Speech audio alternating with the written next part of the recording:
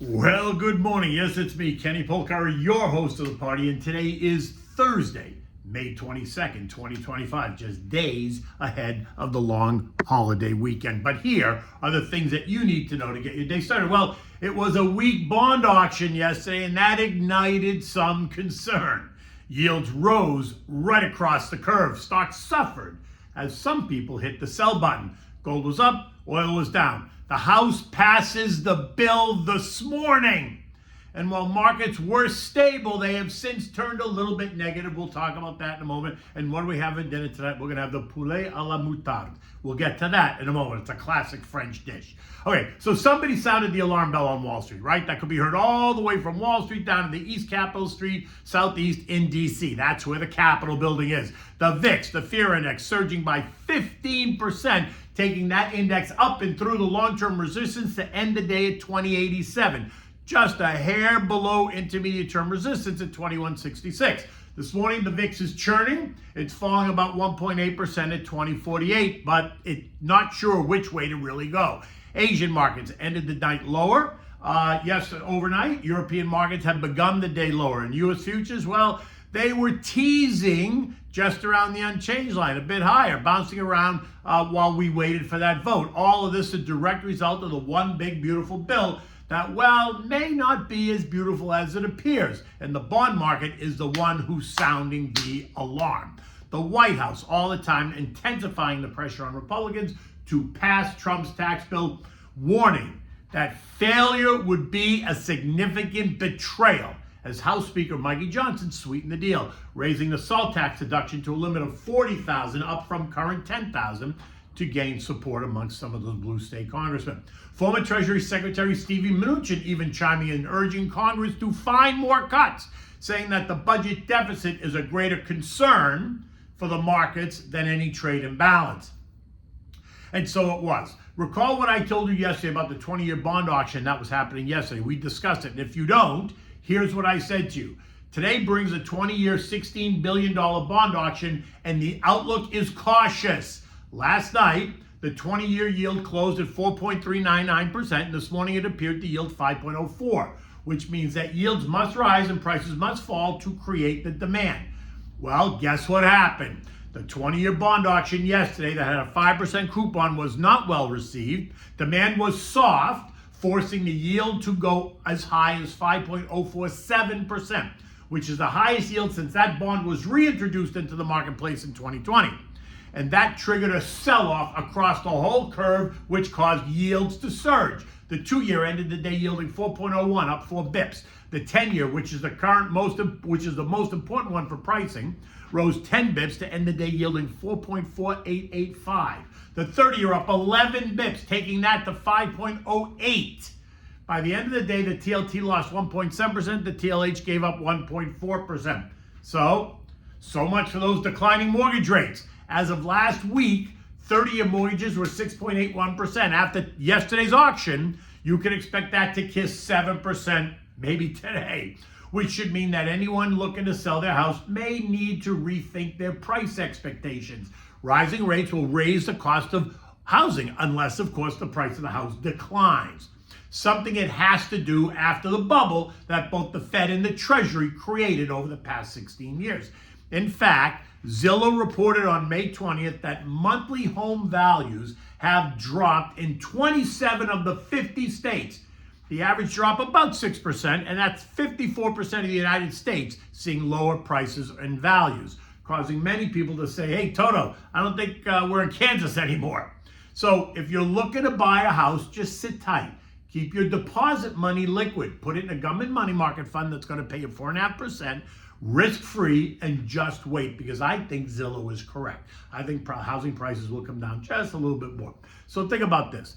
If you were looking to buy $1 million home with a $700,000 mortgage at 6.8%, you'd be paying $4,536 a month. And if the price of that home dropped by 10%, say to $900,000, and you have a $600,000 mortgage at 7.15%, you're only paying $4,050 a month. That's a 10% savings in your payment, even with a 4.5% increase in the rate. It's a win-win, right? So while bonds came under pressure, so did stocks. The concerns about the U.S.'s growing deficit the Moody's rating downgrade, the warning by Jamie Dimon about what he sees down the road caused some investors and algos to do what?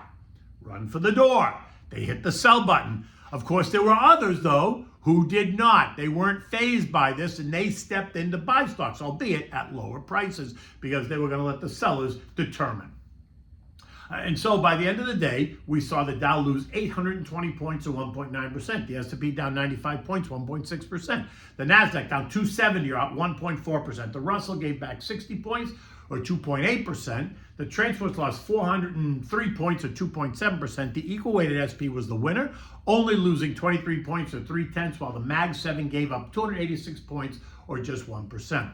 Of the 11 S&P sectors, real estate took it on the chin, falling 2.6%, followed by healthcare down 2.3%, financials and consumer discretionary down 2%, utilities and tech down 1.8%, industrials down 1.7%, basic materials down 1.3%, consumer staples down 1.2%, while communications only lost 0.8%.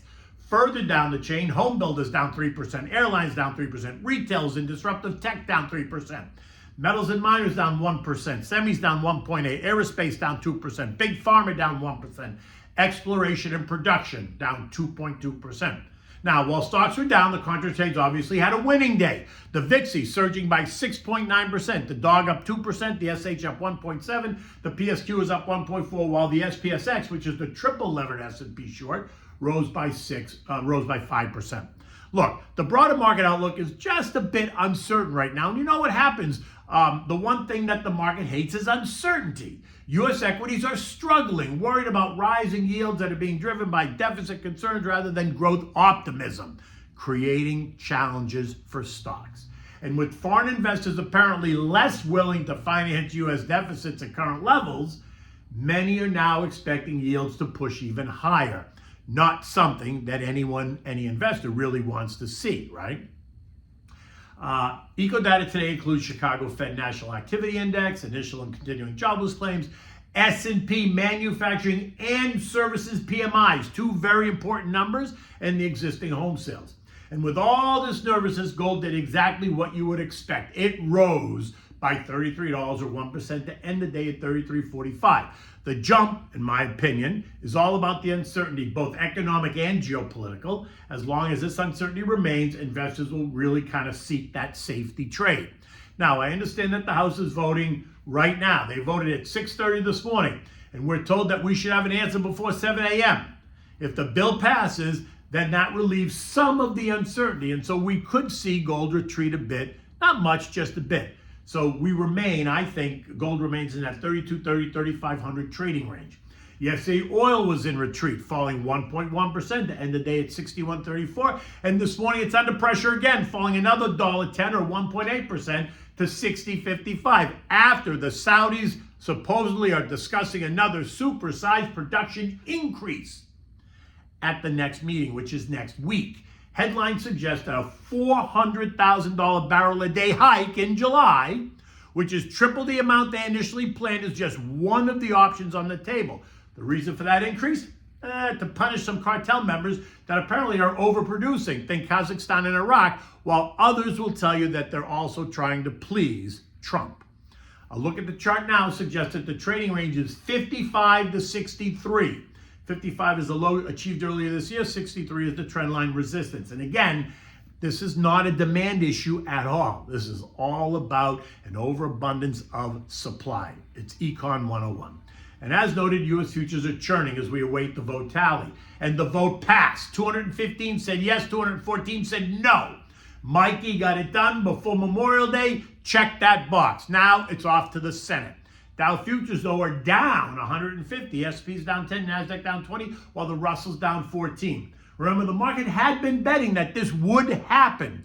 The vote only solidifies that expectation, so we can take that uncertainty off the table. But now there's any uncertainty about the economy. The S&P closed at 58.44 last night. Remember, trendline resistance is down to 57.70 or 1.2% lower from here. A level I think is going to be tested. But remember, we created that gap down at 56.90. So if we fail to hold at 57.70, then I suspect it's going to trade down to fill that gap. I don't think it's going to happen, but if it does, that's where it would go. European markets are all lower, down about 1% across the board. So in the end, you got to stick to your plan, remain resilient. If the action is making you nervous, then call me. I'll give you a free portfolio analysis, no obligation at all. Give me a buzz, 561-931-0190. Okay, so here's a classic French bistro dish, right? It's bone-in thighs cooked in a mustard cream sauce. It has a fancy French name called Poulet à la Moutarde. The sounds delicious, but the English version is chicken with mustard. Anyway, it makes an easy weekday meal, right? Doesn't take you very long. You use one pot, all done. So for this, you need bone-in thighs, skin on, olive oil, shallots, garlic, salt, and pepper, white wine, chicken stock, heavy cream, chopped parsley. You need Dijon mustard and a good high-quality grain mustard. You want to begin by seasoning the thighs with salt and pepper, set them aside. In a large skillet, you're going to heat up some olive oil. When it's nice and hot, you're going to add the thighs. You're going to brown them on both sides, right? Get the skin nice and crispy and then turn it over and brown the other side. When that's done, remove them and set it aside. If there's a lot of oil in the pan, take some of it out, but leave some of it as well. Now add the shallots and the chopped garlic. Saute that for about 4 minutes. Now deglaze the pan with some white wine. I always use the Pinot Grigio, Santa Margarita. Then you're going to add some chicken stock. Because you want to create a sauce. You're going to put a tablespoon of the Dijon mustard and then season it with salt and pepper. Mix it all up, right? Once you do that, now you're going to add in a cup of heavy cream. Mix that well. Now take the chicken pieces, add them back into the pan, coat them with the sauce, cover them and simmer on low for about 20 minutes. When that's done, remove the chicken. You're going to put in a teaspoon of the grain mustard and add the chopped parsley. Mix that well. When you serve it, serve this chicken on a bed of mashed potatoes topped with the mustard cream sauce. It is delicious. It's really honestly simple to make. The whole thing maybe takes you 40 minutes start to finish, and the kids will really enjoy it. And it heats up really well the next day, so no worries if you make extra. In any event, it is a gorgeous day here in South Florida. It's probably about 90 degrees out. The sky is blue. The long weekend is coming. I am out tomorrow, so the next letter and video will be on Tuesday morning. Until then, have a great and safe Memorial Day weekend. Take good care.